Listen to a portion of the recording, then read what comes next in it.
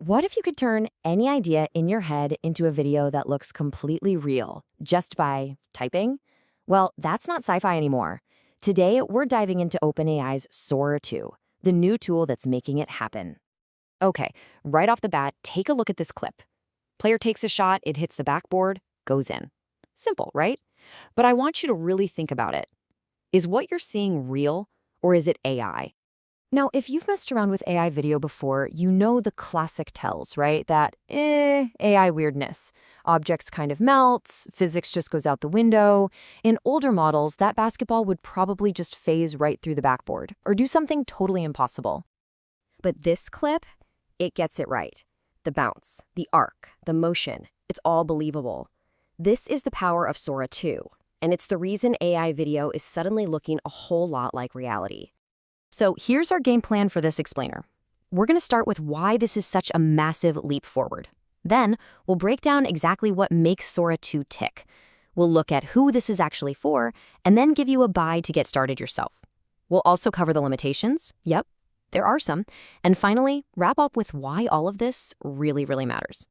All right, section 1. So what is the big deal with Sora 2? I mean, it launched in September 2025, and it's not just another little update. People are calling this a true generational leap. In fact, to put it into perspective, the team at OpenAI themselves are calling this the GPT 3.5 moment for video. Just think about that. Remember how GPT 3.5 just changed everything overnight for text?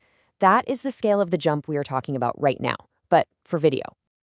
So what it really comes down to is this. Sora 2 seems to have a genuine understanding of how the world is supposed to work.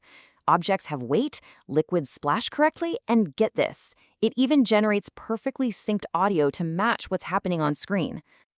So, how in the world does it pull all this off? Let's open up the toolkit and see what features really set Sora 2 apart from everything we've seen before. The absolute bedrock of this whole system is its understanding of physics and motion. It isn't just faking it. If you tell it to make a video of a car drifting around a corner, it's not just guessing what that looks like, it's calculating it. And that commitment to realism is what makes it all feel so legit. But it's not just about what you see, it's also about what you hear. Sora 2 generates dialogue, sound effects, you name it, and it's all perfectly timed. So if a character speaks, they're lip sync. If a glass shatters, you hear it exactly when it hits the floor. It's a huge deal. And then you've got this wild feature called Cameo. You can basically record a quick video of yourself and then insert your own face and voice into any scene. Now, this is super important. It's strictly opt-in and it requires your explicit consent. OpenAI is being very clear about that. The best part is you're not stuck with whatever it generates first. You get a whole suite of editing tools. You can recut your clips, remix them by changing the prompt, blend different clips together. You can even use a storyboard mode to plan out whole scenes. It's all about giving you control. Okay, so with all these crazy new tools, who is actually using this thing? Well, the answer is a lot of different people. It's a really wide range. So social creators are, unsurprisingly, a huge piece of the pie, especially with the new Sora social app. But you've also got marketers whipping up quick ads, filmmakers using it for storyboarding and pre-visualization, educators showing complex ideas, and of course, a ton of hobbyists just having a blast with it. And the public reaction? It's been absolutely massive. Right after it launched, the Sora app shot straight to #1 on the iOS App Store in the US.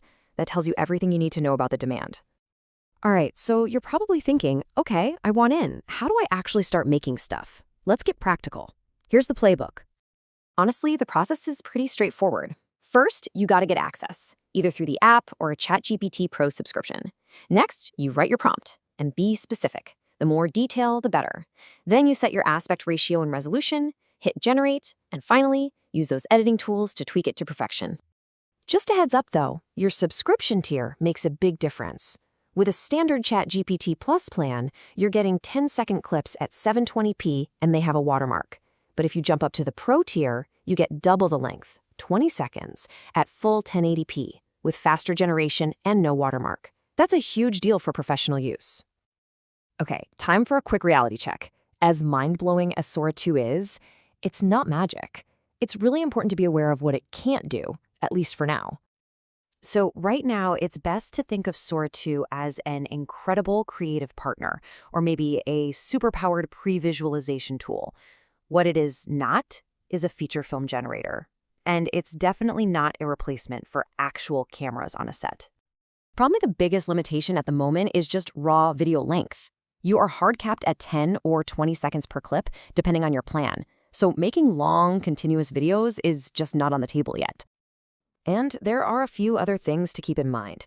Access is still rolling out, so you might have to wait. It can get slow during peak times, and yeah, you'll still see some minor visual glitches here and there. It's also heavily filtered for safety, and, this is a big one, it's on you to use it ethically and not create misinformation. So with all that said, let's zoom out one last time. Why does this technology, even with its limits, matter so much? What does it mean for all of us? Because at the end of the day, this is a fundamental shift in how we create. All those old barriers, needing expensive cameras, studios, huge budgets, years of technical skill, they're starting to crumble. An idea can go from your brain to a finished, polished video in minutes. And that leaves us with a pretty profound question to think about. When the power to create videos that look real is in the hands of almost everyone, who gets to be a storyteller? The answer to that question, I think, is about to change forever.